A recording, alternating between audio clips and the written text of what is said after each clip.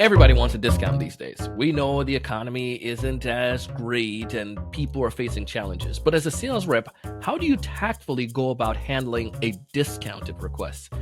This episode, it's going to paint that picture for you. You're going to love it.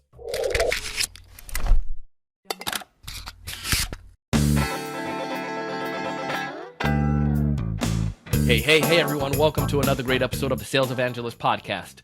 I'm your host, Donald C. Kelly, the Sales Evangelist. And I'm so excited for another great episode. I'm so excited to be here with you. And on this episode, I have the one and only Richard Harris. He's been on our podcast in the past, and he has a new book that's coming out, and you are going to love it. Chapter 1 from his new book is all about this idea that I mentioned in the teaser. How do you handle the objection right now? How do you get to that? How do you help people get past the, I want a discount? There's so many different ideas, but what I thought Richard did in this episode was brilliant. He actually role played with me for like 5 minutes, and then we broke that role play apart, and he showed the steps of what he did as the seller to help me with that discount. It's really, really cool, and I want you to find out the details and check it out down in the show notes. To check it out in this episode and get the 2 chapters. He's going to give you a gift for that in this episode. If this is your first time listening to our podcast, go ahead and subscribe, and I'll notify you every time we have a new piece of content. Additionally, what I want you to consider as well is think about somebody else on your team that could benefit from this. This show is all about helping you to 3 to 5x your sales pipeline with quality, good deals, as well as to help you double your close rate. What Richard is sharing today, I promise you, will help you with that close rate increase. Check it out, listen to it, apply it. Richard, welcome back to the show, man. Good to see you, Mr. Kelly. I'm always excited to be here. Well, I'm pumped to learn from you and glean from your insights. And we're going to put some resources back down in the show notes so folks can get a chance to connect with you if they haven't already. But Richard, you just recently completed a new book. Yes. You're continually producing amazing content. I'm on the email list.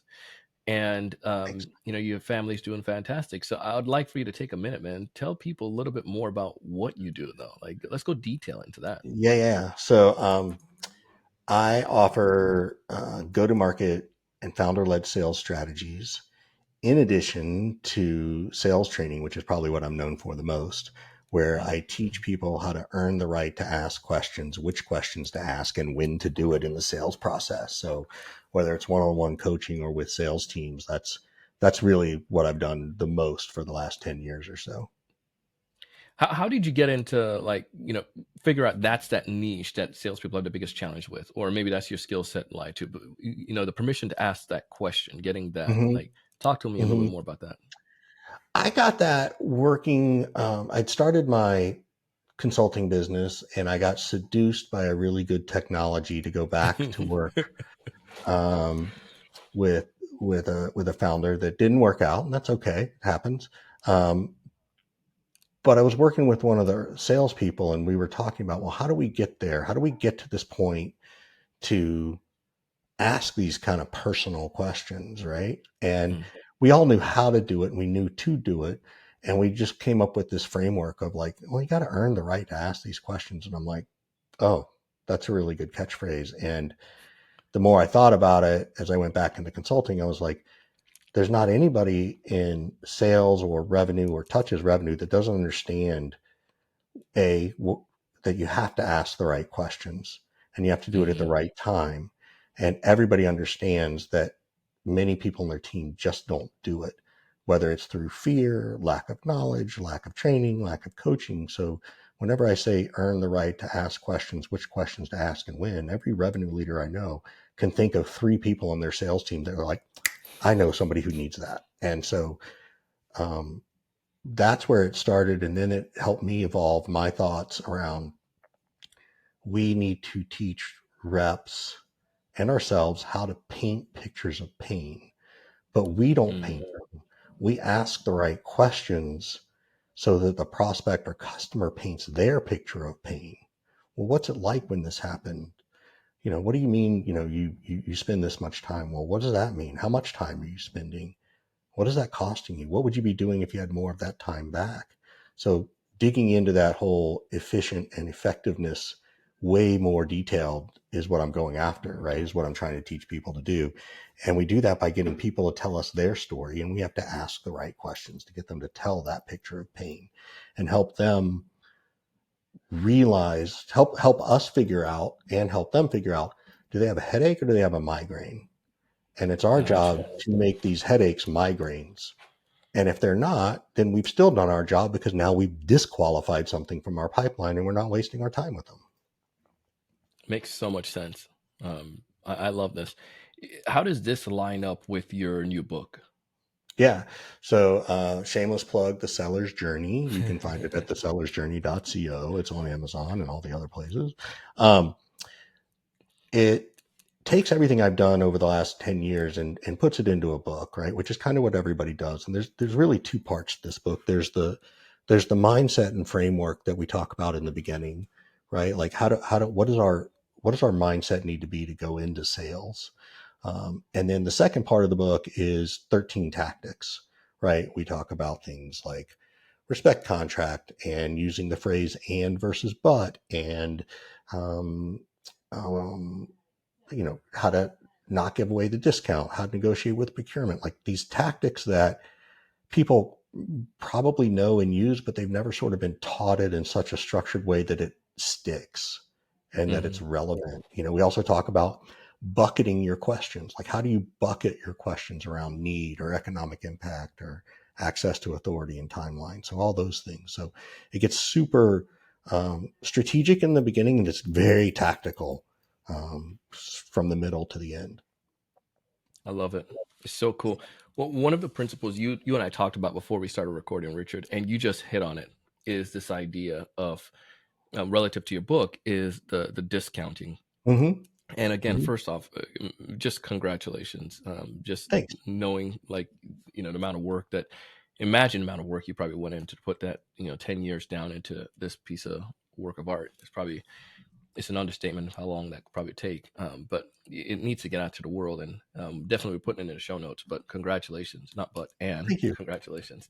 I've been working on that and thing. I taught my wife that a number of years ago. I was in a training, and then I realized I was still using a lot of buts. And Yeah. then Yeah. it was last year, I said, let's, we have a 4-year-old. And what Right. I started to do was, like, I started working with him. It's like, instead of me saying that, but I'm negating all of his stuff, right? Yeah. You go ahead. I'm pulling up one thing on that topic because I talk about it in the book. And Yeah. what is the number? Yeah, I use the word but 88 times in the book. I Uh-huh. use the word and 1087 All right. strategically. So, and I strategically, it wasn't like, hey, let me get to those numbers. It was more like, I'm just going to keep using and instead of but. And then at the end, Yeah. I'll tally it and see what it was. And I had no idea what the tally was going to be. And I was like, oh, wow, okay, cool. So, yeah. It's phenomenal, man. Well, I'm, again, really excited for the book.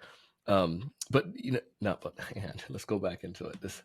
And when it Discount. comes to, there you go. When it comes to the discounting side, right now the framework I'm seeing, or the environment I'm seeing, is we have companies that they're making investments. Things are progressing along, and they're being cautious. I mean, we just saw, it was Sports Illustrated the other day, that they cut, like, their whole company. You have, Wayfair, like all of these company Yeah. brands. A lot of companies Yeah. are having challenges. How, like, they want discounts. How do I go about handling that type of environment and situation as a sales rep? And then I have my sales leader saying, you didn't maximize every deal. Now, how does that discounted factor play in, and what should a sales rep understand and do with that, Yeah. like, picture painted? There's a couple of things, and I'm going to role play this with you. This Let's role go. plays in the book, but so you be the customer, right? Okay. And let's not break role play for a while. You just keep asking for the discount. All right. Cool. Donald, look, the pricing of our services is $17,537. How does that feel? I feel like a stab in the heart. I wasn't Okay. expecting that much. Yeah. Could you, What were you is there a way we expecting? could, I don't know, like something less than that. I think when it comes down to it, like, we're trying to have, like, be more effective as an organization. In my head, I was thinking anywhere around that 10K mark. That's Right. almost like double Right. what I was thinking. Yeah. So, and I appreciate that. And so, here's what I can share with you. And we're all in the same boat. Everybody's trying to figure out, Sure. what works for their business. Our pricing is based on what the market dictates, and the market Mm. dictates this price. Have you seen something different? I've not seen per se. I mean, we like you, Richard. So you're the first person I'm speaking with about this. Okay. So I have not looked outside yet. Okay. Who else are you going to talk to, do you think? Um, well, I've there's John Barrows. I'm looking at Yep. him, and Good I'm friend gonna and look at. mentor to me. He's an awesome guy, and Christy Jones. He also has some stuff. Yep. I know Christy Somebody in too. my So network. both So are really, really good. Well, help me understand. So, you said you like me, I appreciate it. yeah. Is it that you like Richard because we know each other? Or is it that you like the content and the way you think I'm going to deliver it? Well, I've listened to your podcast and watched your stuff for years, and I like Right. the way you deliver the Okay. content. And Okay. obviously, we've, over the past 2 months of discussing this deal, built a, Yeah. um, relationship here. Yeah. No, I appreciate it. How many, and I think if I remember correctly, you've got about 12 sales reps. Average deal size is about 15 grand, right? Yeah. Yeah. And so, you know, as you think about this, the way I encourage people to think about this is that, if you're spending 17 grand with me, you at minimum should expect 170 grand out of that. Not let Mm, me get 2 deals to close for Richard. So if you ever run into some trainer who says, oh, you just got to pay for 2 deals, it's like, no, you don't. That's a waste of your money and your time. So, if we think about 12 people and we think that if each one of those brought in 1.1 more deals this year, you're going to get a 10x return, not to mention the mm. lifetime value of those new customers, right? Because they last 3 to 5 years based on our conversation. So does it still feel like 17 is out of reach? It's not that doesn't seem too out of reach at this point. Okay. It's more of maybe a cash flow right Got now. it. Okay. Got it. So there's a couple of things.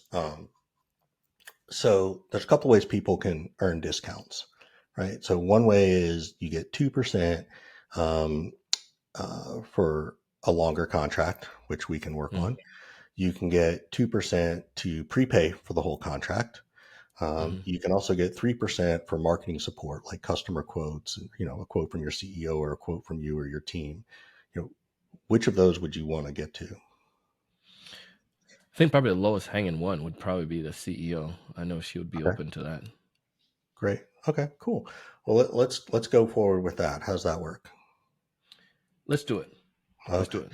All right, let's break. So, Ah, making role play. Let's explain why this stuff kind of works. Okay. yeah. Very first question I asked when I said it's 17,000 whatever. What was the question I asked you right after that? Do you remember? It was the how did that how did I feel? It was something around the feel, Yeah. I believe. How does that feel? Pricing Yeah. is How does that pricing is feel? pricing is always an emotional response. It's Mm, always has an impulse to it. There's a reason the candy bars and the gum is sitting by the checkout. It's an impulse buy. And if I say something, anything else, if I say our price is $17,379, does that work for you? I already know the answer.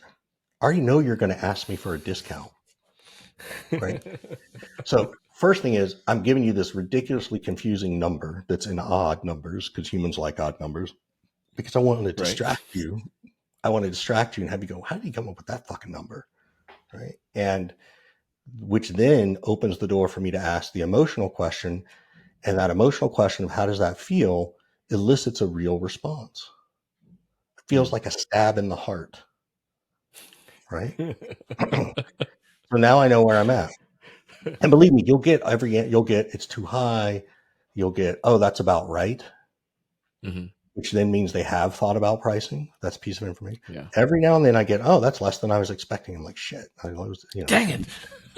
Um, but the key is that I've used it in such a way that I get a real response and a real answer. So going from there, what was the next thing I suggested when that happened? What do you recall? You were looking at if there's anybody else that I'm flirting with, Uh-huh. right? Yep.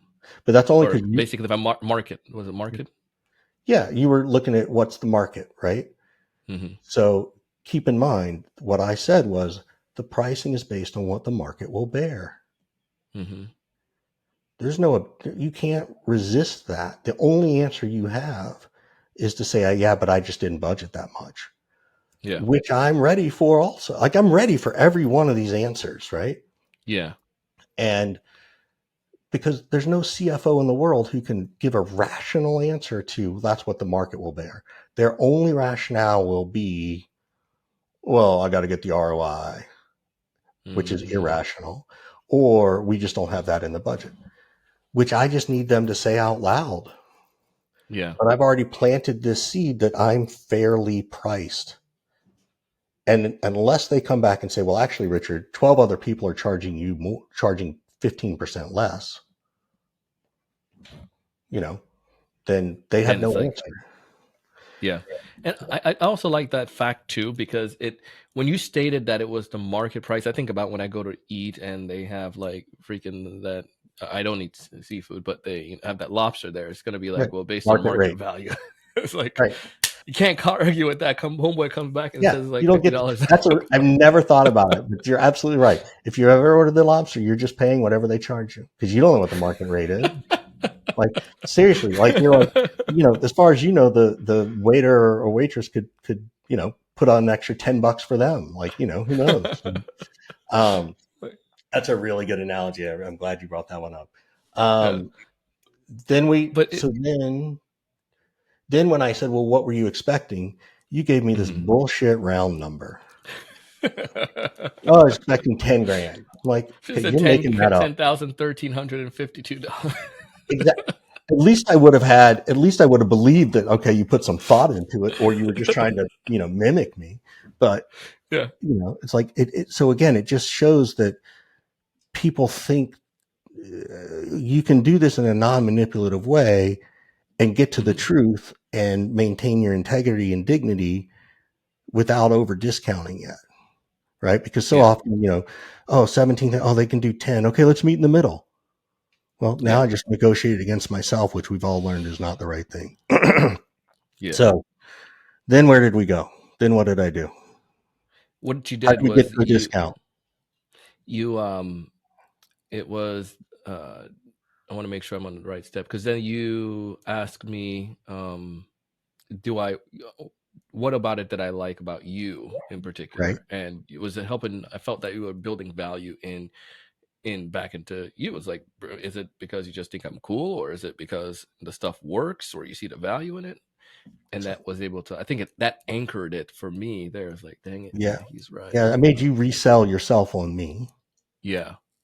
Right. And then after that, then when you go on to the level, like I said, Donald, this works, blah blah blah. But eventually you got me to share that it was, um how did you say it? Like, it basically got around that I agree that it wasn't a bad price after you established the value in yourself and the outcome that you would Mhm. get from it. Where you Yeah. didn't We say definitely went down that it path wasn't of two like, deals. Yeah. yeah, like it's not two deals, dude. Like you're not going to invest in a trainer and pay for itself. Then you made a bad decision. Right. Like Yeah. that's a horrible decision.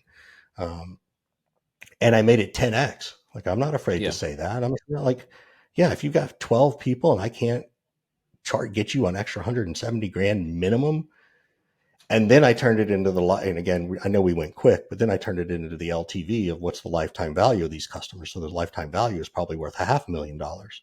And I would have even Mm-hmm. extrapolated, well, what would that do for your valuation if you're going out for fun? Like I would have just kept rolling, if we were in a podcast. So, um, and then what's the final But thing I did? What's the plan? Sorry, go ahead. all right, so you explain how I could get a discount. Like, you Uh can huh. qualify for a discount if Uh huh. under these circumstances, Yes. and you 2%, you pay for, extend was a longer contract, 3-year contract Right. or something like that. Then it Right. was the you pay for it in full, and then, Right. which I thought was interesting, this one, like, your 3% was a bigger discount for the CEO and the marketing help. Yes, Um, because that's worth I more to have me my than. theory on that. What's that? Yeah, what's your theory on that one? That could generate more money for you, Yes. as opposed to the other ones. It's a fixed amount. Even if I pay for it all up front, you're paying for, I'm getting 2% off of Yeah. 17. You get 2% off of that. But then the pay for it, the other one is another 2% as Yeah. well, where it was you longer contract. I guess you get Yeah. more money from that too if it's a longer contract. But if it's the marketing help, that's another $17,000 that could come Right. from it, because you're CEO of GE or CEO of this, Right. startup in a Well, niche that I'm spending time in, is giving and me marketing aid. and you think I'm not going to promote Donald as the CEO of this great company? Does Donald and Mm, his company get some free publicity out of that too? of course I do. Yeah. Right. So you get to, so it's a mutual thing. Now the Yeah. interesting thing, I never said you couldn't have all three. You could have just come in and said, "Oh, I'll take all of it." Right? That's 7%, right? I didn't even offer it and go, well, you can have the other two too, like so. Now the big piece of this Hmm. is I'm pushing hard before I even offer a discount. And then when I Yeah. offer the discount, I'm keeping it really small. It's so Hmm. insignificant to me.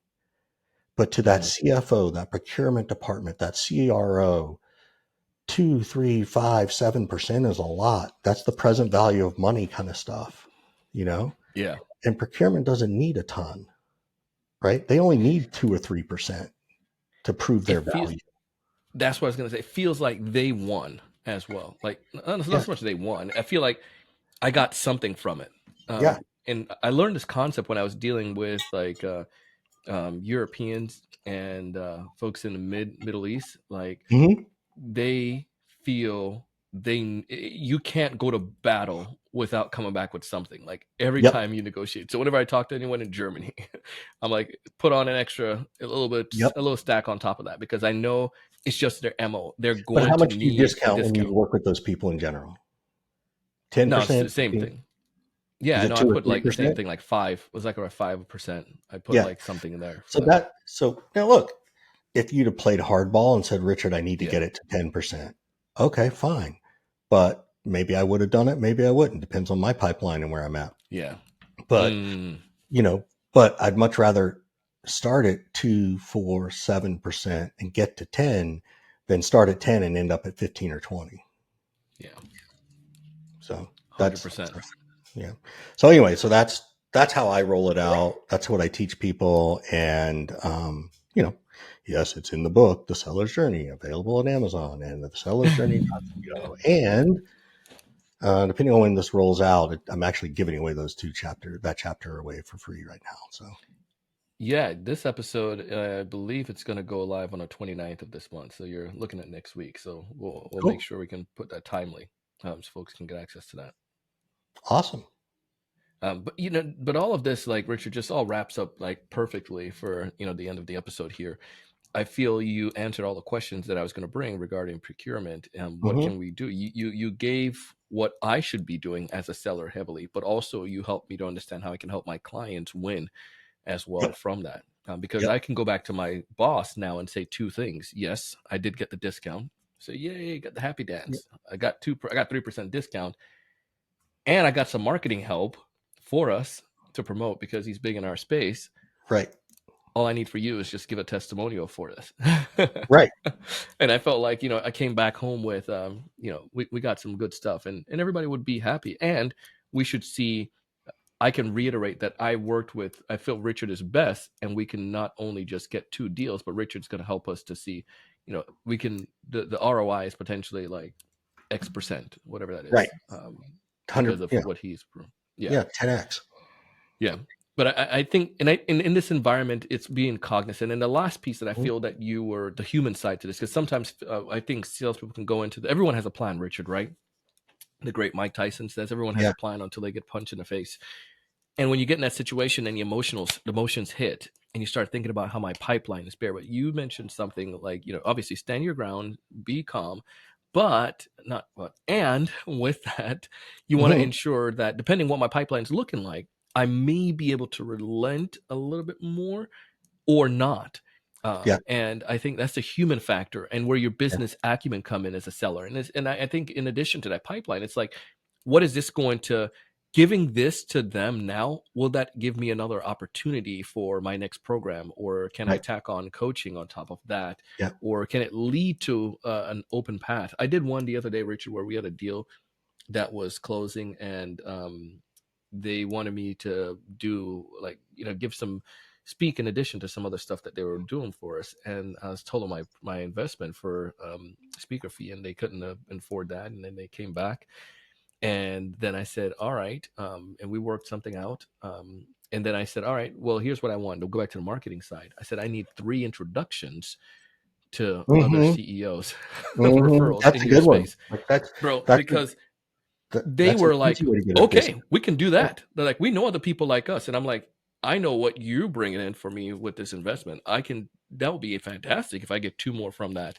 I'd be more than willing to give that portion. And it wasn't going to break the bank for me or my company, but that was, I love that. I have have never thought of that one. beautiful. I think that's a great, I'll give you an extra discount if you give me an introduction. So that's super cool. I love that. So I love this, man. It's such a powerful thing. Richard, the book is going out right now. The first 2 chapters. What are those 2 chapters on? If I'm going to, the first chapter is this discounting conversation we just had. The other one is about understanding how procurement works, and that they're not the enemy, and they actually do want to work with you, and they actually want you to talk to them way sooner than the end of the deal. But our champions don't necessarily know that. So we can go into a whole other section on that in another podcast or another conversation. My goodness. It's an important piece to understand. You left me on a freaking cliffhanger now. I want to get that piece. You got to go get the book. Yeah. See how it works. Check out the 2 chapters. So Amazon, we can get the book, and we can go to the website right now, sellersjourney.co, right? Thesellersjourney.co. Yep. The Seller's Journey. Well, we'll put those in our show notes. So Richard, thank you for coming on the show today. Thanks for the insight today, man. Appreciate you. Appreciate you, Donald. Thanks for having me. Oh my goodness. I'm telling you, man, discount is a thing of the past. Well, I mean, discount still works. We can still use them, but you got to make sure, and you got to make sure you know how to use it appropriately. Please go ahead and check out Richard's book. You can find all the details down below at the link, thesellersjourney.co, all the information down in our show notes. You can also connect with Richard on LinkedIn and check out his book on Amazon as well. Amazing piece of content. The first 2 chapters is given away for free. Again, go to that website. You can find it down in the show notes. First 2 chapters for free. It's good. Check it out. As always, I want you to thrive, man. I want you to succeed. I want you to get more deals that are quality in top of your funnel and your pipe. I want you to increase your close rate.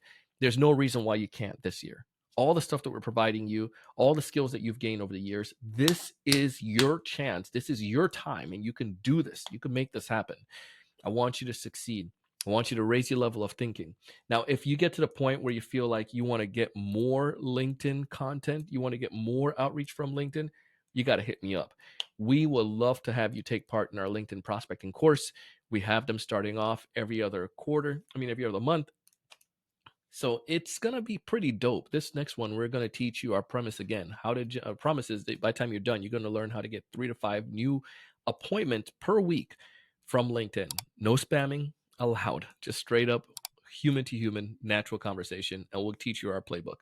Listen, I want you to thrive. I want you to succeed. I want you to raise the level of thinking. I want you to go out, do big things, and make some money in the process. I'll see you on the next one.